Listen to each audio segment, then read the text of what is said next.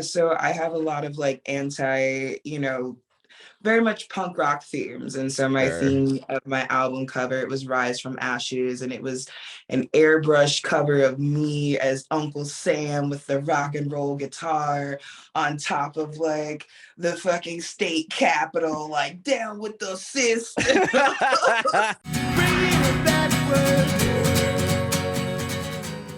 Hey, how are you, How are Ash? you? I'm fantastic. How are you? Fantastic. Just like running around doing some errands. Don't mind Fun. me drinking some water. Amazing. Well, I'm Adam. Very nice to meet you. Nice to meet you as well, Adam. I'm Ashley, aka Wowashwow. Awesome. Well, this is a podcast about you, and we'll talk about the new album and your story in music. Yeah, amazing. Let's get into it. Amazing. So first off, where were you born and raised? So I was actually born in Chester, Pennsylvania. Okay. But then I was raised in like the Philly, South Jersey area, primarily like South Jersey most of my life, with like a very strong connection to um, the way how like Philly and South Jersey are sort of like very close towards each other. It was like a 10 to 15-minute ride to always go in the city. Oh, that's amazing. Yeah, it's cool to have how close those areas are, right? I mean, Yeah, Jersey, New the York Northeast, City. Yeah. everything is so compacted. So, in about an hour and a half, you're in New York City, 15 minutes, you're in Philly and Delaware and so forth. Yeah. I mean, I'm from San Diego, so it was a trek to get. I mean, to LA was 2.5 hours easy if there wasn't traffic. And then, everywhere else was just such a drive. Like you went to San Francisco, that was like 10 hours. Yeah, that's the one thing I realized when I moved to LA is that nothing is close. Like everything is Right. 20 to 30 minutes away. Easily. Yeah. I recently moved to Nashville, Tennessee, and they'll talk about traffic. Like, oh, the traffic is so bad. I'm like, you don't even know traffic. Like, at least the things moving, like the roads are never like completely stopped. I mean, you're moving at least like 20 miles an hour. Like in LA, Oh you'll yeah, just be sure. stuck for an hour. The car will just not even move. Yeah, you don't know about traffic until you've lived in New York City and then also California, like consecutively. And at this point, I don't even get frustrated. If I'm sitting in the back of an Uber or something, I just pull out what my Netflix collection is, catch up on emails, plan my whole day out, because I'm going to be sitting there for about at least 45 minutes to an hour in traffic. So I just accept it. That's yeah, for sure. So what was it like growing up there in I guess so close to Philly and Jersey and everything else right there?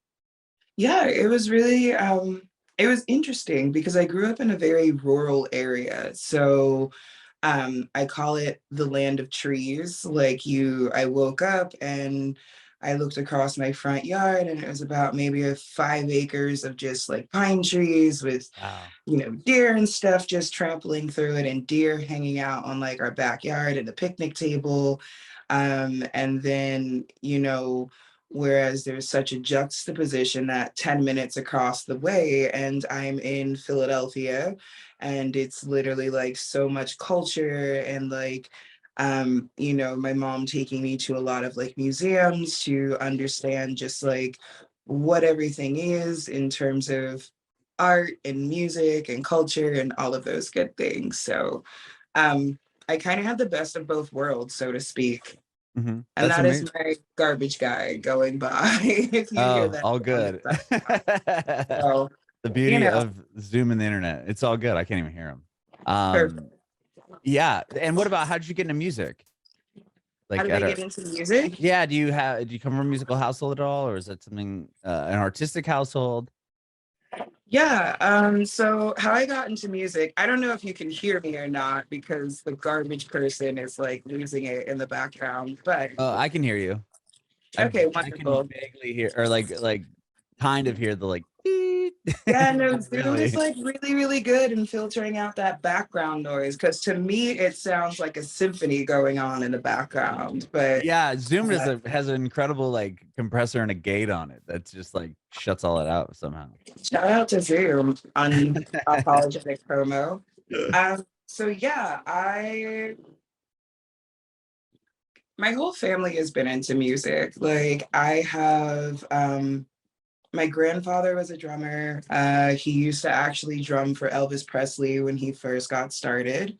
Oh my Um, gosh, that's yeah, and that's incredible. like if you check like his very first album and look at like his album credits, you'll see Albert Isaac Greenwood, and that is my grandfather. So yeah, my whole family has done music, and then like my mom and uncle and aunt, they were in a James Brown cover band that played. Um, my mom played drums, and my uncle, he was the lead singer and bass player, and like my aunt, she was on keys and like alternated with drums and stuff. And then my big brother, he was a drummer. And then I was the black sheep of the family. I was like, I'm going to play guitar. Uh, I was gonna ask, you didn't go straight to drums as well. yeah, no, I didn't. I mean, it was encouraged for me to go to drums, but they were actually like, I was like, no, I want to play guitar. Because by that time, I discovered Nirvana Hmm. and discovered the Bleach album and In Utero and just like all the crazy things. And I was like, this is what I want to do. Like, this is my passion. So when I was 13, I actually got my first guitar and started playing like my first song, wrote my first song was at 7, but my first song Oh on my gosh. guitar, yeah, my first song on guitar was like 13, and I remember it. It was like two crappy chords. That's Like, all you need. listen, it was all I needed. Once I figured out how to play E major and switch it to A consistently, the game was over. Like, don't tell me. And then when I could do an open G, whoo, checkmate. Oh man, three Done. chords. Yeah, there you go. It's E over. A G, switch it up with a D once my fingers learned how to make the Make the open. like, yeah, M-ish W shape or whatever it would be. Yeah. So I was like, once I learned how to play that EAGD, it was a wrap for me in terms of like my teenage songwriting years and stuff. There's a lot of and then when I learned how to play like minor and diminished chords and stuff, then I was like, oh, that was really speaking to like my angsty teenage self at the time. Were you um, writing like punk songs? Because I did read that you were in a punk band for a while, right? Yeah, so I actually started a punk band when I was around 16, 17, called Rise from Ashes. And it was me on lead guitar, and then I had a bass player and a drummer. And I wrote all the songs and stuff for that album. I have like one rock album that I made when I was 17. That's awesome. Um, and like cheesiest album cover in the world. It's like, so back then, when you're a teenager and punk rock, like most of it is very like, just F the system Oh and yeah, like you can cuss, so by the way. okay, perfect. Fuck the Yeah. system. I didn't know whether I was allowed to or Yeah, I not. know So I some was like, people get apprehensive about it, and I should just tell people right away, like you can say fuck. yeah, no, because sometimes like my mouth, like I say a lot of shit, man. So Let it um loose. It's all I was good. just trying to like keep it kosher. But yeah, so I have a lot of like very much punk rock themes. And so my Sure. theme of my album cover, it was Rise from Ashes, and it was an airbrush cover of me as Uncle Sam with the rock and roll guitar on top of like the fucking state capitol, like down with the system. Oh, that's hilarious. I think the only one who still has that, because I never like pushed it out to any like streaming services. It was like one of those, okay, if I play a show, like buy the album at the show along with like my merchandise of like this cover and stuff. So um other than like the 2,000 people that bought it, because I sold 2,000 copies. Damn, that's a lot. um, yeah, no, I was pretty proud of it. Like I used to call myself like the punk rock version of like Ludacris, because when he got started, he was like selling all of his albums and stuff out of the back of his trunk. And I was Uh-huh. like, I was selling my albums out of the back of my guitar case. That's Like, amazing. just like $10 a pop, guys. Like, and when we would travel, like when I turned 17 and graduated from high school, instead of like going out and partying, I actually planned a tour. And had my mom as my tour manager. So my fun was very limited because my mother was right there But watching. still, like to have your mom be that supportive, obviously from a musical household, but to like be like, yeah, I'm gonna take my daughter on tour. Yeah, no, she's always been incredibly supportive of all of the things that I've done and is always just like, she's one of those like momagers who has never ever pushed me to do anything. I've always come to her and be like, I want to do this, this, this, this, and this. And she's like, okay. But she's never been like, you're gonna do this, this, this, this, because she also knows her daughter. I'd be like, oh, am I? So yeah, she's been really supportive. But yeah, when I was younger, before I went to college, like I went up and down and played on the Warped Tour. Um, Wow.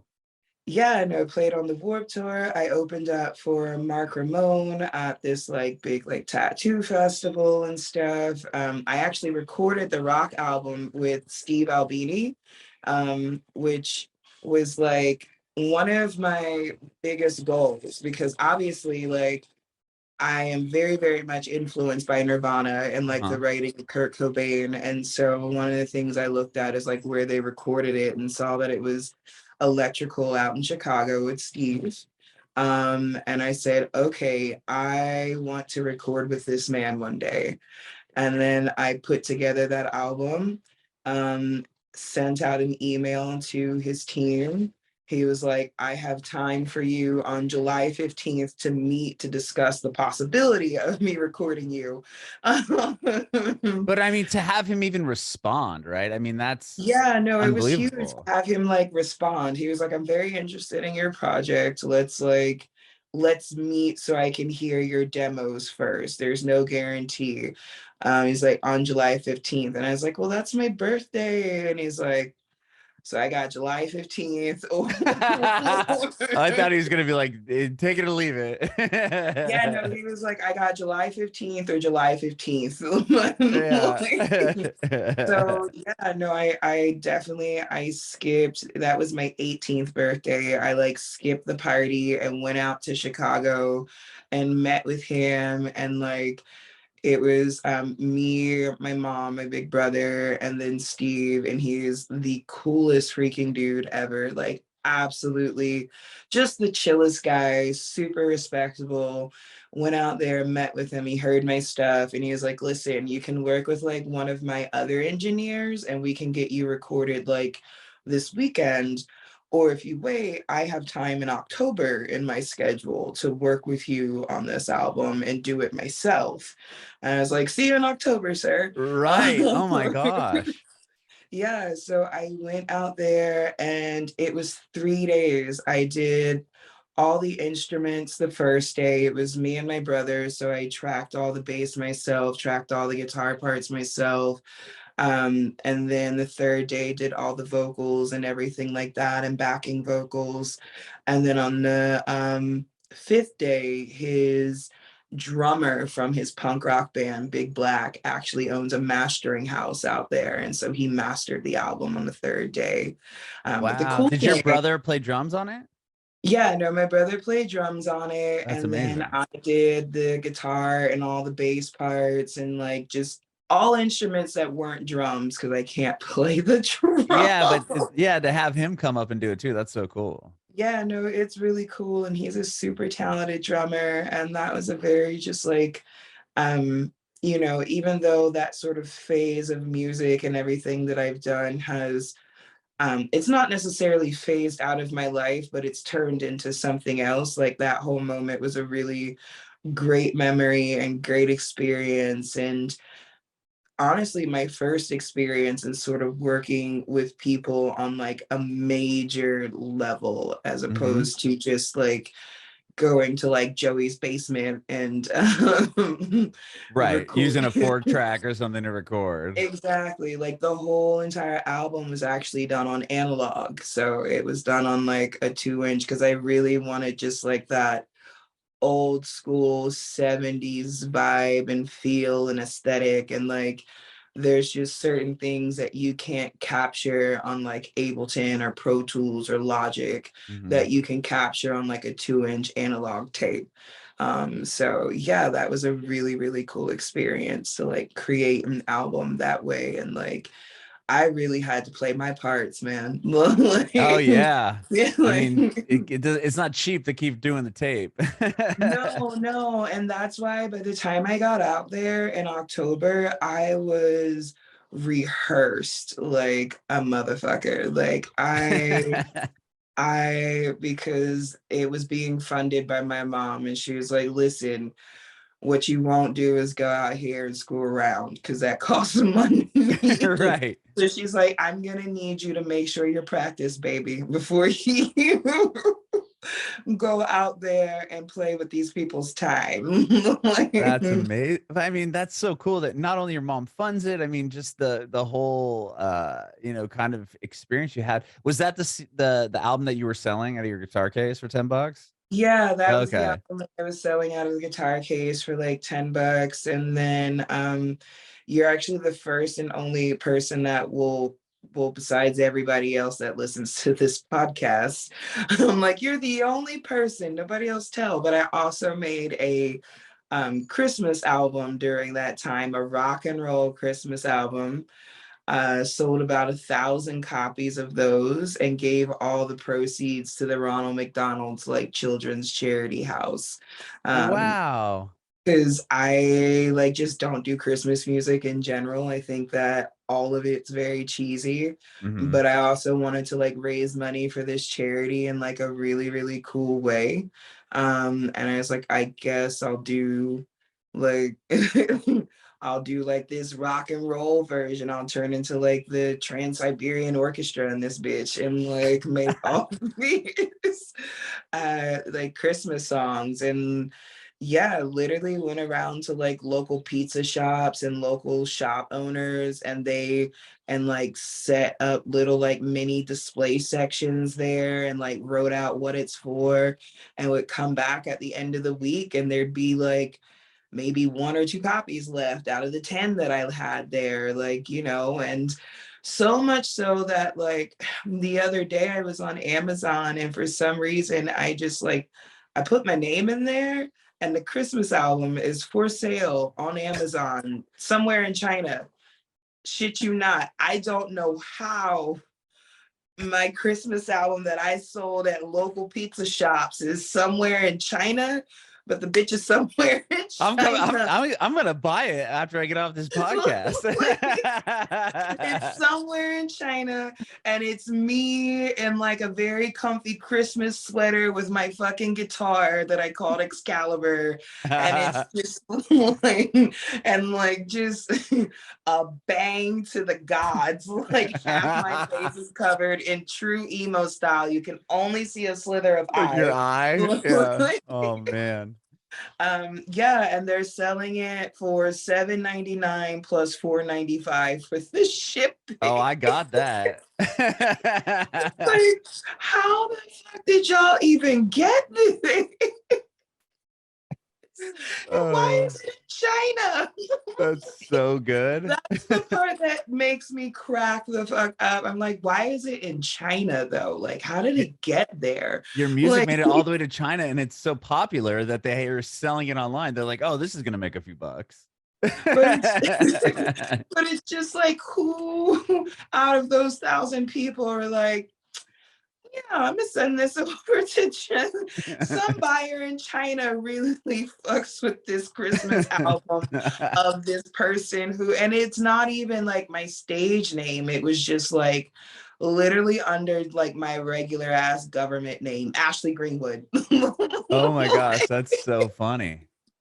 So yeah, that Well, now we is all know the name to look up. I mean, that thing's gonna be yeah, no, flying you on the guys know the shelves. name to look up, like CD, and it's limited edition apparently. And I'm like, I know because there was only 1,000 copies made.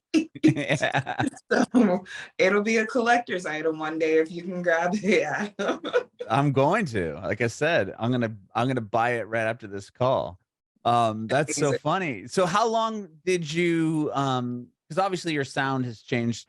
But I mean, it still has elements of what you were doing Yeah. before, for sure, 100%. But when did your sound kind of evolve into what you're doing now? And when did Wow start? Was it much later down the line, or like how did that transition happen?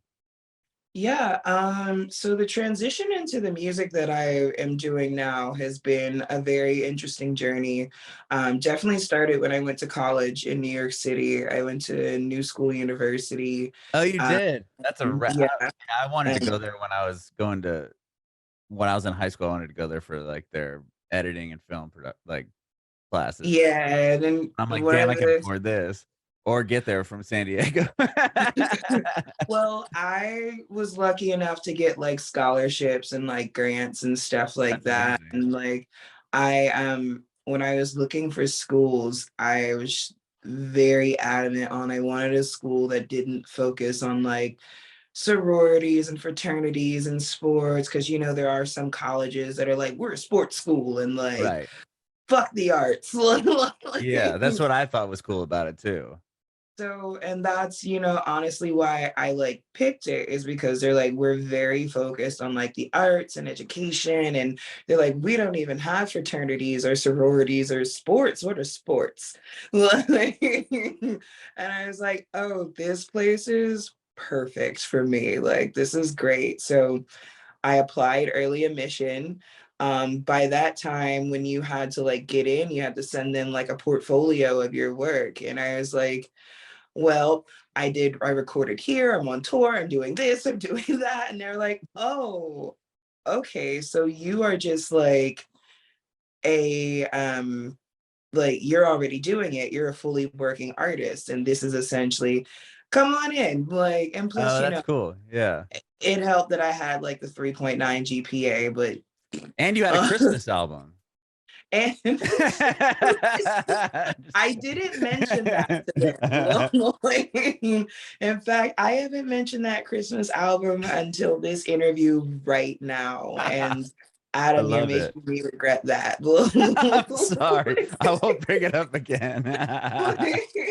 It's all good. No, it's all good. I really hope you do go and like look on Amazon and find it. I'm telling you, I'm going to do it right now or right when we're I will done be this interview. juiced, man. I will be because you're gonna laugh at the album cover. It's just like I think like 17-year-old me just trying to look so cool and failing miserably with my guitar, but in my head. And then it's like Christmas bells in the background, and somehow I'm in a Christmas ornament.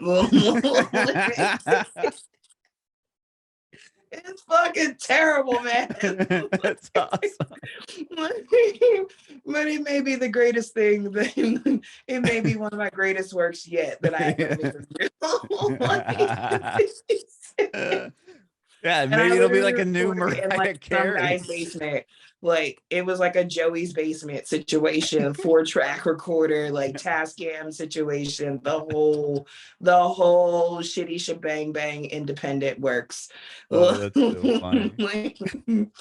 um, but yeah, so fast forward going to new school. When I got there, I discovered like the hip hop scene and also the ballroom scene.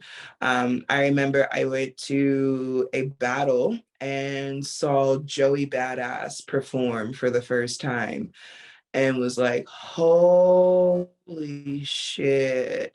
Because before that, I've been so much immersed into like rock and roll and even like country and folk music and singer songwriters that I didn't really, at that time, the music that was being made in hip hop, it didn't really show a lot of like lyricism and skill to me, so to speak. So I was Mhm. just like, oh no, I don't want to do hip hop because I'm too wordy of a songwriter. Like I can't like they're not going to appreciate what I'm writing like at all.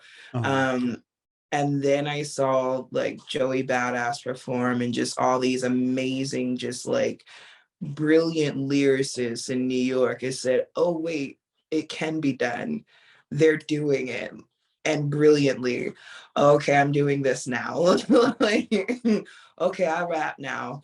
And then for maybe about like a year or so, and then at the same time, got introduced to the New York City ballroom scene. And so like that is a part of like the whole LGBTQA like culture and Mhm. seeing people vogue and seeing just like the confidence and seeing just like the sort of like over the top theatricality that would happen at these like events and everything, and like being a part of the ballroom scene before it was cool and before it was put on television and before like, you know, when it was still very underground and people were just like, shh, don't talk about it. um so like both of these things coming into my life at the same time at 18, I feel like it sort of created my formative of who I am as a musician, because they were being done by artists that were so free, uninhibited, so authentically them. And I was like, wow, that must be nice. Like, that must be nice to just kind of be so free in your music and have such a level of like self-expression and like all of that. I want to do that.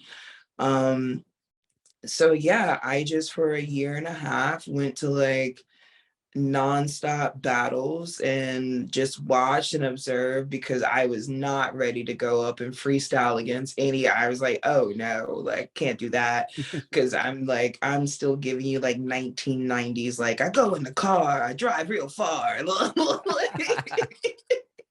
Like I'm still giving you like cool Modi from like the circa 1980s stuff, like, you know what I mean? So I'm like, I need to maybe develop my skill set a little bit. So I'm just gonna watch and observe and keep writing and keep practicing and watch and observe. And then finally I was actually in Philly, and that is where I was like, okay, I'm gonna do like this freestyle battle because by that time I started just like dabbling with making music, working with some of my friends who were producers, making like a little bop here or there, and like people being like, oh, like that's dope, you know, come on like our podcast show or come on like the underground radio show and just talk about you as an artist and everything. And also I smoke a shit ton of weed. So they're like, and also talk about like your whole kind of like Snoop Dogg lifestyle, girl. Like, we want to talk about all of it. So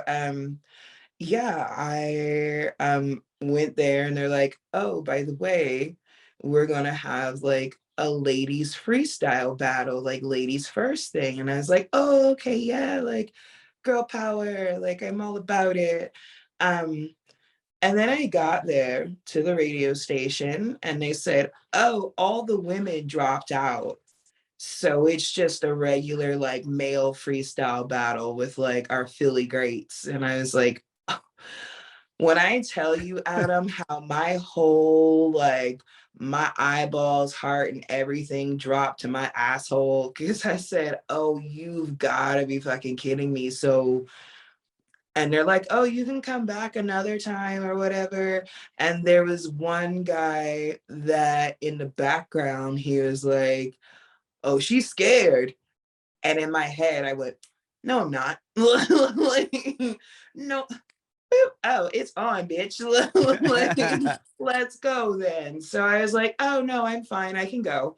And so the whole time that I was there, they, you know, it was just like a round table discussion, all the mics and everything set up, and they're going, and everybody, Adam, was literally like ripping at me. But also, I looked like, you know, Joni Mitchell walking in that bitch. Like, I literally looked like just like, like just all the even Michelle branches, making my way downtown. Like that's just literally how I look. So I get it that I was an easy target for them to just be like, the fuck's this? Like, Yeah, yeah, so yeah, I was just sitting there and they were just like ripping at me and ripping at me. And then it came my turn.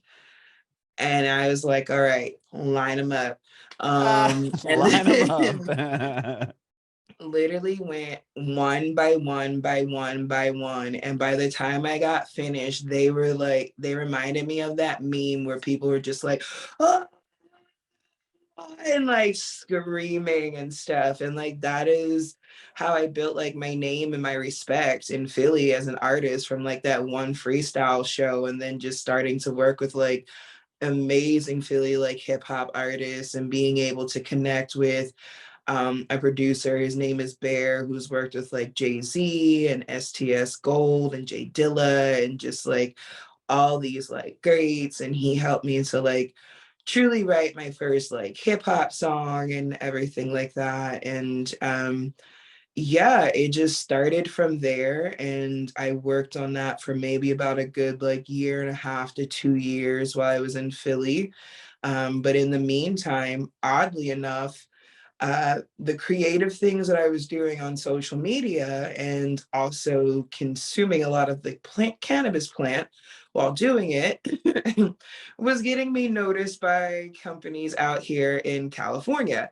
And they're like, hey, we'd really like to work with you and do like, you know, influencer things, which at that time I didn't know what the fucking influencer was. I was like, the fuck's that? Like, what am I influencing? I don't get it. Right. So they're like, yeah, just I was like, so you're gonna pay me to basically like smoke weed on the internet and do the exact same thing that I'm already doing right now? Word, I'll come Yeah. out there. Sign me Um, up. He's like, word. So for maybe about like the first like few months while I was out here, I was able to really like um I wasn't one of those artists that came out here with just like, a plastic bag and hopes and dreams. Like I Mhm. actually had like A jobs and job. things, Yeah. like money lined up, because LA expensive. Oh, a Like little bit. it costs at least $5 to have fun out here. Like, actually, That's even being nice, I would say. yeah, Five no, I would say dollars. it costs at least $5 to open your door and walk outside. Oh, sure. Okay. Like one step outside, $5. Like, Yeah. so yeah, I came out here, started doing that, and then realized that, like I was getting away from the artistry and the reason that I came out here, which was like, all right, well, if you're gonna go out to LA, it's time for you to like really push your music and push the things that you're doing and be one of those slash somethings that you used to Mhm. like kind of laugh at and be like, I'm gonna slash this, because everybody is in LA. And it's like, well, bitch, you're about to be one of those slasher. Yeah, you Um, got it. Yeah, I mean, you got to do what you got to do, right? exactly. So I came out here, and I've only been out here for maybe about 2.5 years, going on to like 3 years in like Mhm. August. And I was like, Ayo, universe, if this was meant to be, then me know. But like, if not, then let a bitch know expeditiously if I need to be going, man, back home. And definitely the world has been showing me that like this is my path and my place. I don't know where it's gonna end up, Adam, but I know that it's gonna be something really fucking dope, because just everything, the timing has been right and everything has been lining up. So um I'm really, really like blessed about that and really, really happy about it. And I was able to work and release my first album a year ago, Mhm. and do it completely independent. And Wow. And I love the name. Now it all makes sense with the cannabis influencer, the hash yeah, hole. I'm a hash hole. Yeah. Yeah.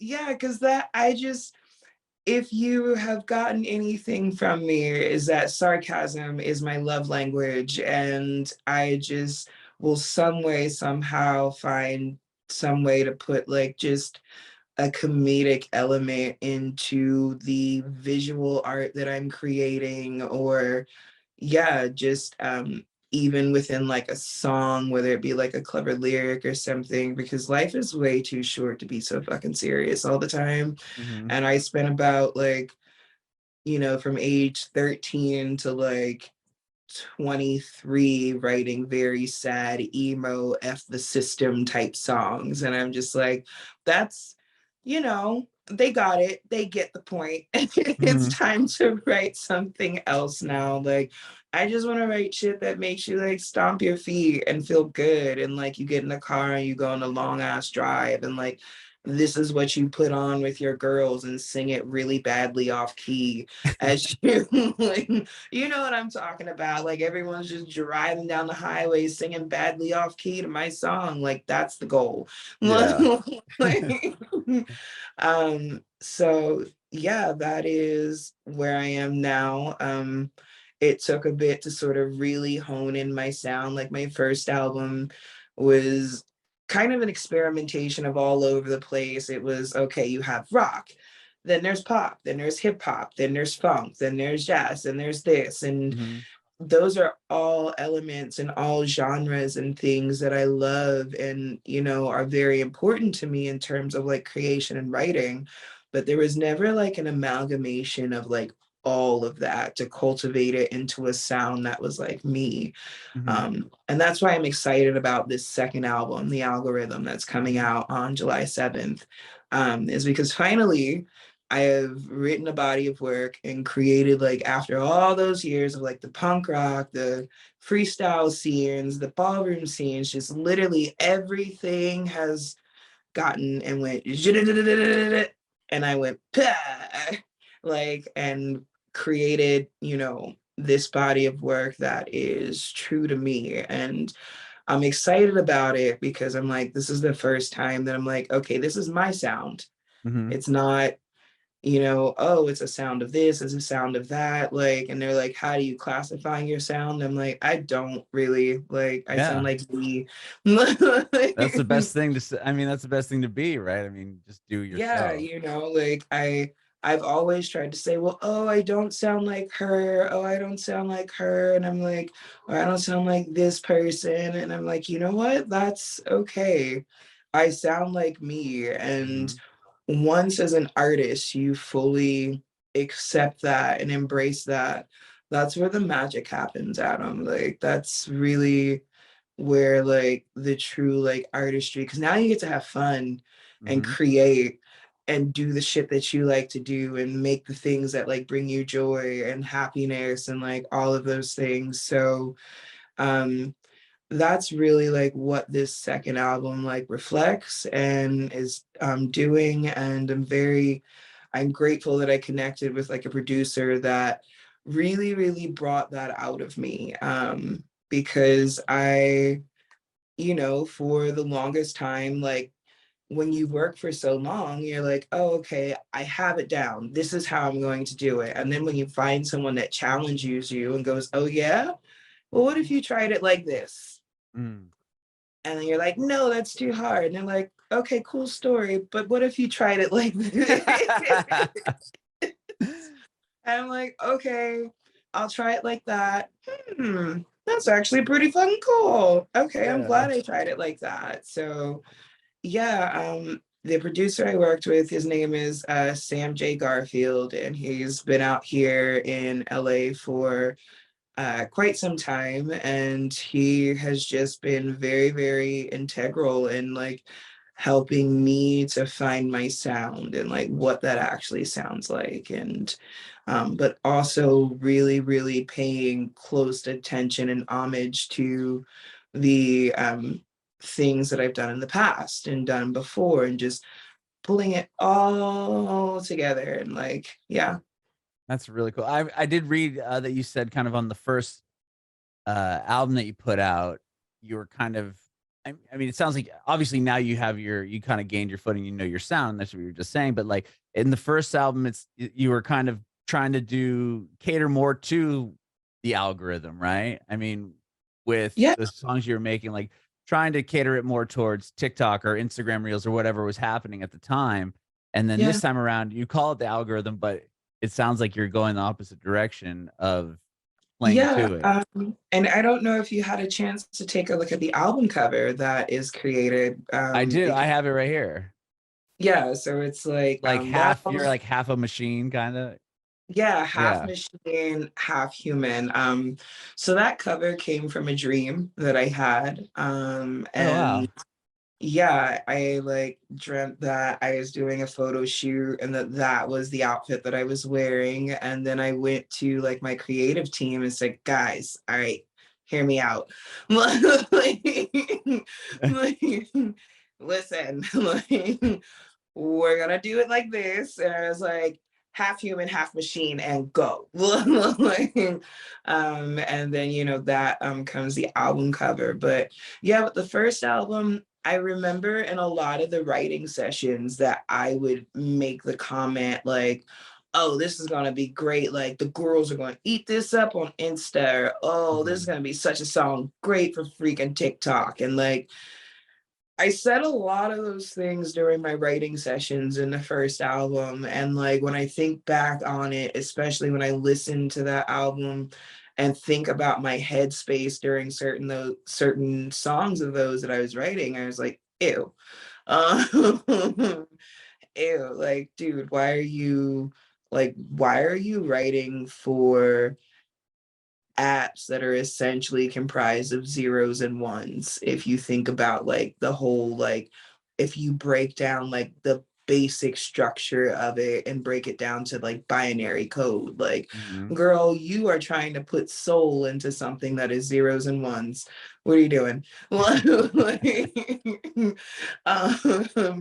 so yeah, this album that I wrote, I promised myself that I would write things that made me happy. I would write things in that when we were in the recording studio, we would call it like sweaty palm syndrome because we were so excited. Like my palms got sweaty, like no mom spaghetti situation, but like, I was just like very excited about what I was writing. And so I was like, okay, this is the feeling, like this is the vibe, this is, I'm finally writing for me. And the people that get it, they're out there and they'll get it, and if they don't, that's completely okay. I sleep well at night. So like that is the algorithm. So you see me sort of like this machine, and instead, like a lot of times people think, oh, you're turning into the machine. It's like, no, it's actually the other way around. It's Right. Yeah. I'm turning back into human from AI because I was turning into a goddamn robot trying to make music and create things that I think would be good to feed the analytics of this and that, of this, that. And I'm like, or how about you just make some goddamn music and go back to like who you were. And so that is really like what the algorithm is sort of loosely based upon. That is like with the whole concept, and sort of going back to like this Renaissance era, so to speak, of um, just having good music, shit that makes you feel good. Like, can you TikTok dance to my stuff? I don't know. If you like, Yeah. I I don't don't really know. care though. Like, I Right. don't really Yeah. care either. Like, maybe, like, if so, great. Like, but that wasn't my goal or focus this time around. And I'm really, really just like as an artist, um, there's a line in one of the albums, and one of the songs that was like, even if this flops, you cannot top me. And like I wrote that because I'm like, even if, obviously we don't want it to flop, but even if it didn't have the projection or go and do the numbers or the analytics and follow the things that like everybody looks at to say whether you're a good artist or not nowadays, not whether your music's good, just how many followers do you have, how many this, how many Right. Right. that? Like so even if like it doesn't get any attention paid to, like it's a good fucking album and I'm proud of it. So like even if this shit flops, like you're still not topping me. Yeah. My energy and my swag is still on King Kong level when creating this album because I'm proud of it, because it takes a while for an artist to like finally feel like an artist, and that's what this album represents, like so fully. I love that. And I love the message behind it and what you're doing. And I appreciate your time today. Thank you so much, Ash, for doing this. Yeah, absolutely. Thank you for having me. It was a little bit of a rough start. I was running around like a chicken with my head cut off, and then like No, you're awesome. and then like slightly panicking. I'm like, Lord, I'm so sweaty in this interview. I'm Like, sweating too. I don't know what happened. My air conditioner to like stop working, but no, but I'm just like, just stop sweating on camera, girl. But like you once we look settle you in, look great. I appreciate it. Even if I didn't, I'll take it. You do. I have one more question before I let you go. I want to know if Yeah, you have any advice for aspiring artists. yeah. Advice for aspiring artists. Consistency. And I know that's like a very like blanket thing to say. And me, when I was coming to be like, girl, give me point A to Z. But like honestly, in all the points A to Z, I have had the best results by staying consistent at what I do. And doing the things that are not glamorous, doing the small things that get you to the next step, and being consistent about them. I, Adam, have been going at this nonstop, like with my foot on the pedal, like there's a brick on there since I first moved out here 2.5 years ago. And the steam and the momentum has not slowed down. In fact, it's like building and building and building. So if I could say anything as an artist, consistency, because the consistency shows that you believe in your motherfucking self. And you cannot build a team of people who believe in you if you don't believe in your goddamn self. Like, nobody is going to want to work with you and be like, I believe in her. If you're just like, oh no, maybe they're going to be like, oh, well, so yeah, I would say like consistency and yeah, that's all I got. Consistency. Bring it back.